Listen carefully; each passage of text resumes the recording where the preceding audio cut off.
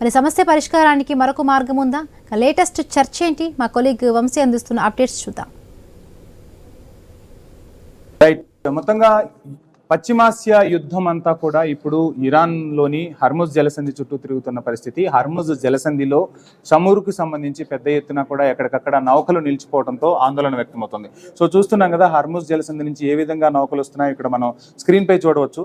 So ఇక్కడ అంటే ఈ హర్ముజ్ జలసంధిలో ఎవరి పెత్తనం ఉందో మనందరికీ తెలిసిందే. సో ఇక్కడ మనం చూస్తే సో క్లియర్ కట్గా ఇక్కడ ఇరాన్ ఉంటుంది, యుఏఈ ఉంటుంది, ఒమెన్ ఉంటుంది. సో అమెరికా ఒక కొత్త అంశాన్ని ఇప్పుడు తెరపైకి తెచ్చింది. ఆ అంశమే ఇరాన్ను బైపాస్ చేసి యుఏఈకి, ఒమెన్కు హర్ముజ్ జలసంధికి సంబంధించి పెత్తనాన్ని ఇవ్వాలి. సో ఇక ఇరాన్ పెత్తనం అనేది ఇక్కడ ఉండకుండా చేయాలని చెప్పి అమెరికా ఒక ప్లాన్ వేస్తుంది. సో దానికోసము ఒక కొత్త రూట్ను తెరపైకి తీసుకొచ్చింది. అది అసలు ఎంతవరకు పాసిబిలిటీ ఉంటుంది, సో ఏం చేయబోతుంది అమెరికా అనేది నేను మీకు చెప్పే ప్రయత్నం చేస్తాను. సో మొత్తంగా హర్ముజ్ జలసంధి ఒక 33 కిలోమీటర్లు మాత్రం చాలా కీలకమైన ప్రాంతం ఉంటుంది. సో ఆ 33 కిలోమీటర్లు ఎక్కడ, ఏంటి, ఏ విధంగా ఉంటుందనేది కూడా నేను మీకు చూపించే ప్రయత్నం చేస్తాను. సో ఇక్కడ ఈ రెడ్ మార్క్స్ ఏవైతే ఉన్నాయో ఈ రెడ్ మార్క్ అంతా కూడా ఇరాన్ చేతిలో ఉంటుంది. సో ఇక్కడ చాలా నేరోగా ఉంటుంది. అంటే ఇక్కడ నుంచి ఓడలు అనేవి, చమురు నౌకలు అనేవి ఇక్కడి నుంచి వచ్చి ఇక్కడకు వచ్చి మళ్ళీ సముద్రంలో కలవాల్సి ఉంటుంది. ఏదైతే అత్యంత నేరో ప్లేస్ ఉందో ఈ ప్లేస్ ఇరాన్ చేతిలో ఉంది. సో ఇరాన్ చేతిలో ఉండటంతో ఇరాన్ అనే దానికన్నా కూడా ఐఆర్జీసీ చేతిలో ఉంది. ఐఆర్జీసీ ఇక్కడి నుంచి పావులు కదుపుతున్న పరిస్థితి. మొత్తంగా ఐఆర్జీసీ ఇటీవల ఒక ప్రకటన కూడా చేసింది. సో మమ్మల్ని కాదని నౌకలు ఇది దాటాలని ట్రై చేస్తే సో మేము నీళ్ల లోపల నుంచి కూడా వాటిని బ్లాస్ట్ చేస్తామంటూ కూడా చెప్పిన పరిస్థితి. 1987 అంశాన్ని కూడా తెరపైకి తీసుకొచ్చారు. 1987లో ఒక నౌకను ఇక్కడి నుంచి క్రాస్ చేస్తుంటే కూడా పేల్చేసిన సందర్భాలు ఉన్నాయి. అటువంటి విధ్వంసం సృష్టిస్తామని కూడా ఐఆర్జీసీ చెప్పింది. సో అయితే ఇటువంటి ప్రాబ్లం లేకుండా ఉండటం కోసం ఇప్పుడు అమెరికా ఒక కొత్త అంశాన్ని తెరపైకి తెచ్చింది. ఆ కొత్త అంశమే యుఏఈకి, ఒమెన్కు సంబంధించి ఒక కొత్త రూట్ను ఇటు నుంచి తీసుకొచ్చి కలపాలని చూస్తుంది. ఒక రూట్ ఇటు ప్లాన్ చేశారు, ఇంకొక రూట్ ఇక్కడి నుంచి ప్లాన్ చేశారు. ఈ రెండు అంశాలు అయితే ఉన్నాయి. సో ఈ రెండు అంశాల నుంచి బయటకు తీసుకురావాలి అంటే సముద్రం నుంచి వెలుపలకు 1000 పర్వతాల శ్రేణి ఒకటి వచ్చింది. సో టెక్టోనిక్ ప్లేట్స్ ఢీకొనటం వల్ల ఇప్పుడు అది అడ్డంకిగా మారిన పరిస్థితి. సో అది ఏ విధంగా ఉండబోతుంది ఏంటి అనేది కూడా నేను మీకు చెప్పే ప్రయత్నం చేస్తాను. రైట్. సో ఇక్కడ నౌకలు ఏ విధంగా వస్తున్నాయో మనం చూస్తున్నాం. ఇందాక ఇప్పటి వరకు మనం మాట్లాడుకుంది ఇక్కడ ఇరాన్ ఉంటుంది. సో ఇరాన్కి సంబంధించి నౌకలు ఏ విధంగా వస్తూ ఉంటాయి, సో ఐఆర్జీసీ ఎక్కడ కాచుకొని ఉందో మనం ఇందాక చూసాము. సో అది నేను మళ్ళీ మీకు ఒకసారి ఇక్కడ ఈ పెద్ద స్క్రీన్లో చెప్పే ప్రయత్నం చేస్తాను. సో ఇక్కడ ఇందాక మనం చూసిన ఇరాన్ అనేది ఉంటుంది. అది పర్షియా చేతిలో ఉంటే ఇది ఒమెన్ చేతిలో ఉంటుంది. ఇదంతా కూడా అరేబియా సముద్రం మనం చూస్తుంది. సో ఇక్కడ ఇండియా ఉంటుంది.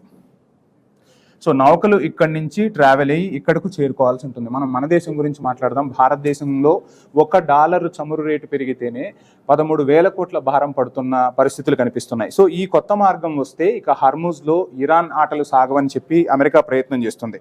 60 మైళ్ళ పొడవున బలమైన పర్వతాలు అయితే ఉన్నాయి. సో ఆ పర్వతాలను చీల్చడం అమెరికాకు సాధ్యమవుతుందా? At the same time America చెప్తున్నట్టుగా ఇటు ఒమెన్కు, యుఏఈకి ఆ బాధ్యతలు అంటే హర్ముజ్ జలసంధి బాధ్యతలను అప్పగించడం పాసిబుల్ అవుతుందా అనేది మొత్తంగా ఒక ప్రశ్నార్థకమే. కాకపోతే ఇది అతిపెద్ద భారీ ప్రాజెక్ట్ అవుతుంది. ఈ ప్రాజెక్టు దగ్గరగా 193 కిలోమీటర్లు కెనాల్ పొడవు ఉంటే, సూయిజ్ కెనాల్ పొడవు ఉంటే, సో పనామా కెనాల్ పొడవు 82 కిలోమీటర్లు. ఇవన్నీ కూడా మనకు తెలిసినవి. కానీ ఇది అంతకు మించిన మార్గం అవ్వబోతుంది. సో అది ఎంతవరకు పాసిబిలిటీ ఉంటుంది ఏంటి అనేది నేను మరొక స్క్రీన్లో కూడా మీకు చూపించే ప్రయత్నం చేస్తాను. సో ఇక్కడి నుంచి మనం ఇందాక మాట్లాడుకున్నట్టుగా చమురు నౌకలు ఒక్కొక్కటిగా ఇలా బయటికి రావాల్సి ఉంటుంది. సో ఇక్కడ ప్రాబ్లం అయితే ఉంది. సో ఆ ప్రాబ్లం ఏంటి అనేది మనం ఇప్పుడు మాట్లాడుకుందాం. సో అమెరికా చెప్తున్న ఆప్షన్స్ ఏమున్నాయో ఆ ఆప్షన్స్ అన్ని కూడా మనకి ఇక్కడ క్లియర్గా కనిపిస్తున్న పరిస్థితి. సో ఇది ఒక ఆప్షన్ని అమెరికా ఇప్పుడు తెర మీదకు తీసుకొచ్చిన పరిస్థితి అయితే కనిపిస్తుంది. సో ఇదొక ఆప్షన్ 1 ఇదైతే, ఆప్షన్ 2 ఇది. సో ఏం చేసైనా సరే ఖచ్చితంగా హర్ముజ్ జలసంధిపై అమెరికా పెత్తనాన్ని తొలగించాలని అయితే అమెరికా భావిస్తుంది. So Arabian plate, Eurasian plate గుద్దుకోవడంతో మొత్తంగా ఈ కొండలు అయితే ఏర్పడ్డాయి. ఇప్పుడు మనం చూస్తున్న ఈ కొండలు ఏవైతే ఉన్నాయో వీటిని తొలచడం ద్వారా సో ఇప్పుడు హర్ముజ్ జలసంధి నుంచి నౌకలు ఇలా బయటకు వస్తున్నాయి. సో ఇక్కడి నుంచి దీన్ని బైపాస్ చేయాలి అంటే ఇక్కడ కొత్త మార్గాన్ని తవ్వి ఇలా సముద్రంలోకి తీసుకురావాలని చెప్పి అమెరికా ప్లాన్ చేస్తుంది. ఇది మనం ప్లాన్ ఏ అనుకుందాం. ఇక ప్లాన్ బి గురించి తర్వాత మాట్లాడుకుందాం. సో ప్లాన్ ఏలో ఇక్కడ యుఏఈ ఉంటుంది. సో యుఏఈ నుంచి బయటికి తీసుకురావడం కోసం ప్లాన్ చేస్తున్న పరిస్థితి. దీనికి అసలు యుఏఈలు, ఒమెన్లు అంగీకరిస్తాయా అంటే దీనికి ఎంత ఖర్చు అవుతుందో తెలుసా? $200 బిలియన్ ఖర్చు పెట్టాల్సి ఉంటుంది. ఇక్కడి నుంచి అయినా సరే. ఇక్కడ చాలా తక్కువ ఉంది అని చెప్పి అమెరికా చూస్తున్న పరిస్థితి. సో ఈ తక్కువ మార్గం ద్వారా, అంటే దీన్ని తొలచడం ద్వారా మొత్తంగా ఇరాన్ పెత్తనాన్ని హర్ముజ్ నుంచి తీసేయాలని చూస్తున్నారు. ఒకవేళ ఇది పాసిబుల్ అవ్వకపోతే ప్లాన్ బిని ఎంచుకున్నారు. అబుదాబి, ఒమెన్ మధ్యలో జలమార్గం ఏర్పాటు చేయొచ్చు. ఇందాక ఇదేమో మనం ఇక్కడ మాట్లాడుకున్నది ఫస్ట్ మార్గం, ఇది ప్లాన్ బి. ప్లాన్ బిలో అబుదాబి, ఒమెన్ నుంచి ఒక జలమార్గాన్ని ఏర్పాటు చేయొచ్చు. దీనికి కూడా ఖర్చు $200 బిలియన్ పైగానే ఖర్చు అవుతుంది. దీనికి సంబంధించి కూడా ప్రయత్నాలు అయితే చేస్తూ ఉన్నారు.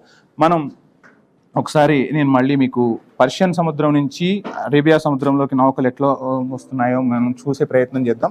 సో ఇక్కడ రెండో మార్గాన్ని ఎంచుకుంటే ప్రపంచంలో ఇది అతిపెద్ద భారీ ప్రాజెక్ట్ అవుతుంది. సో చూడొచ్చు మనం ఎంత లెంత్ ఉందనేది కూడా మనం క్లియర్ కట్గా చూడొచ్చు. సో ఇక్కడ మనం ఈ అంశం తెరపైకి వచ్చినప్పుడు మనకు 2 ప్రధాన కాలువలు అనేవి మనకు గుర్తొస్తాయి. ఒకటి సూయిజ్ అయితే రెండోది పనామా. ఈ సూయిజ్, పనామాలే పెద్దవనుకుంటే ఈ మార్గం ద్వారా, అమెరికా చెప్తున్న ఈ మార్గం ద్వారా మాత్రం నౌకలను ఇలా తీసుకురావటం పాసిబుల్ అయితే,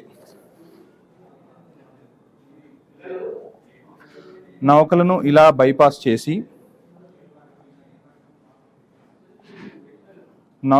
బైపాస్ చేసి తీసుకురావటం సాధ్యమైతే ఇదే అతిపెద్ద కెనాల్గా అవ్వబోతుంది. సో మొత్తంగా సూయిజ్ కెనాల్ పొడవు 193 కిలోమీటర్లు ఉంటే పనామా 82 కిలోమీటర్లు ఉంటుంది. సో ఇది ఎంత డిస్టెన్స్ వస్తుంది ఏంటి అనేది మాత్రం ఒకసారి ఇది మొత్తం కొండను తొలిచిన తర్వాత మాత్రం ఒక క్లియర్ కట్గా వచ్చే అవకాశాలు అయితే కనిపిస్తున్నాయి. అయితే ఈ పర్వతాల ఎత్తు, ఈ మార్గంలో ఉన్న పర్వతాల ఎత్తు ఇక్కడి నుంచి, అంటే మనం ఇక్కడి నుంచి బాటం నుంచి టాప్కి చూసుకుంటే ఈ పర్వతాల ఎత్తు, దీన్ని తొలచాల్సి ఉంటుంది. దీని ఎత్తు 1000 నుండి 2000 మీటర్ల వరకు ఉంటుందట. సో ఈ 2000 మీటర్లను తొలచడం సాధ్యమవుతుందా అంటే, ఇప్పుడు అమెరికా ఆలోచిస్తున్నది ఏంటి అంటే, ఫస్ట్ ప్లాన్ ఏని దీన్ని ఇంప్లిమెంట్ చేయడం ద్వారా, అంటే ఇక్కడ వరకు కట్ చేయటం ద్వారా సో బైపాస్ చేసి ఇలా తీసుకురావాలని ఒక ప్లాన్ చేస్తూ ఉన్నారు. ఇది పాసిబుల్ అవుతుందా లేదంటే ఇది పాసిబుల్ అవ్వకపోతే మొత్తంగా అడుగు భాగం, అంటే ఫస్ట్ టాప్ తీసుకున్నారు, అది పాసిబుల్ అవ్వకపోతే ఇక్కడ బాటం నుంచి కింద మొత్తంగా కొండను తొలిచే ప్రయత్నం చేయాలంటే ఇదంతా కూడా తీసివేస్తే సో అప్పుడు ఓడలు ఇక్కడి నుంచి రావటం అనేది పాసిబుల్ అవుతుంది. సో ఈ రెండింటి మీద పెత్తనాన్ని యుఏఈకి ఇవ్వాలని చెప్పి చూస్తున్న పరిస్థితి అయితే కనిపిస్తోంది. సో ఇది ఎంతవరకు పాసిబుల్ అవుతుంది? సో అమెరికా దీనికి సంబంధించి అడుగులు వేస్తే ప్రపంచ దేశాలకు కూడా ఆయిల్ సమస్య అయితే తీరుతోంది. సో కానీ ఇక్కడ మనం క్లియర్ కట్గా చూడొచ్చు. ఒకసారి పర్వత శ్రేణి మనకు ఇందాక విజువల్స్ కన్నా ఇప్పుడు ఈ విజువల్లో మనకు క్లియర్గా కనిపిస్తున్న పరిస్థితి. ఇది ప్లాన్ ఏ, ఇది plan B. So plan B చాలా పొడవుగా ఉంది. సో ఇది మొత్తంగా కొండ మొత్తాన్ని కూడా తొలవాల్సిన పరిస్థితి. సో ఇక్కడి నుంచి ఇక్కడికి మాత్రం, అంటే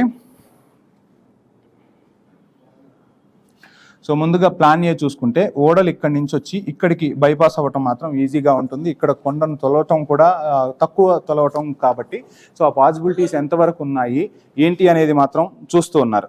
సో ఏం చేయబోతున్నారు? పర్వతాలను తొలవడం అసలు ఇంజనీర్లకు ఒక సవాల్గా మారబోతుందా? నిజంగానే అమెరికా చెప్తున్నట్టుగా ఇక ఇరాన్ పెత్తనాన్ని తొలగించబోతున్నారా? మొత్తంగా కొత్త జలసంధిని ఏర్పాటు చేయడం ద్వారా ఇరాన్కి, ఐఆర్జీసీకి అమెరికా చెక్ పెట్టబోతుందా? చమురు రవాణాకు సంబంధించి ఇక మీదట మొత్తంగా ఐఆర్జీసీ ఆటలు కానీ ఇరాన్ ఆటలు కానీ ఆడకుండా చేయగలుగుతుందా అనేది మాత్రం $1 మిలియన్ ప్రశ్నే. ఈ ప్రాజెక్ట్ అసలు ఎప్పుడు స్టెప్స్ పడతాయి?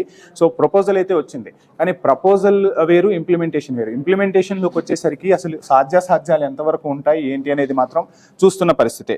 ఓవైపు అమెరికా కూడా ఇటు యుద్ధంతోనూ, మరోవైపు ఆర్థిక పరిస్థితులు అటు కూడా చిన్నాభిన్నంగా ఉన్న పరిస్థితి. $200 బిలియన్ ఈ ప్రాజెక్టు కోసం వెచ్చించడం ఇప్పుడు పెద్ద సవాలే. ఈ $200 బిలియన్ వెచ్చించినా ఈ ప్రాజెక్టు పూర్తవుతుందా? సో ఇక్కడ ఐఆర్జీసీ ఎటువంటి ఆటంకాలు క్రియేట్ చేయబోతుంది అనేది కూడా $1 మిలియన్ ప్రశ్నగానే మారింది. మరికొద్ది రోజుల్లో మాత్రం ఈ ప్రాజెక్టుకు సంబంధించి ఒక క్లియర్ కట్ పిక్చర్ అయితే రాబోతుంది. సో యుద్ధానికి సంబంధించి, పశ్చిమాసియాలో జరుగుతున్న యుద్ధానికి సంబంధించి మినిట్ టు మినిట్ మనకు అప్డేట్స్ అయితే అందిస్తోంది ఐ న్యూస్. అందులో భాగంగానే ఈ కొత్త అంశం తెర మీదకి వచ్చింది. హర్ముజ్ జలసంధిని బైపాస్ చేసి అటు యుఏఈకి, ఒమెన్కు అమెరికా పెత్తనం ఇవ్వటం అనేది ఇప్పుడు ప్రపంచవ్యాప్తంగా చర్చకు దారితీసిన పరిస్థితి. సో ప్రపంచం మొత్తం ఇప్పుడు ఎక్కడ చిక్కుకుంది అనేది ఒక ప్రశ్న అడిగితే సో కాస్త ఎవరైనా ఒక అనలిస్ట్ కానీ, ఒక సామాన్య మానవులు కానీ మాట్లాడుకుంటున్న పరిస్థితి ఎక్కడంటే హర్ముజ్. ఈ హర్ముజ్కు శాశ్వతంగా అమెరికా చెక్ పెట్టగలిగితే మాత్రం ఇది నిజంగా ఒక గొప్ప ఒక రకంగా చెప్పాలంటే ఇంజనీర్ల అద్భుతం అనే చెప్పాలి. సో ఆ ఇంజనీర్ల అద్భుతం అనేది నెరవేరబోతుందా? ఇరాన్ను శాశ్వతంగా చెక్ పెట్టి అమెరికా హర్ముజ్ నుంచి ఇరాన్ను ఎలిమినేట్ చేయగలుగుతుందా అనేది మాత్రం వేచి చూద్దాం.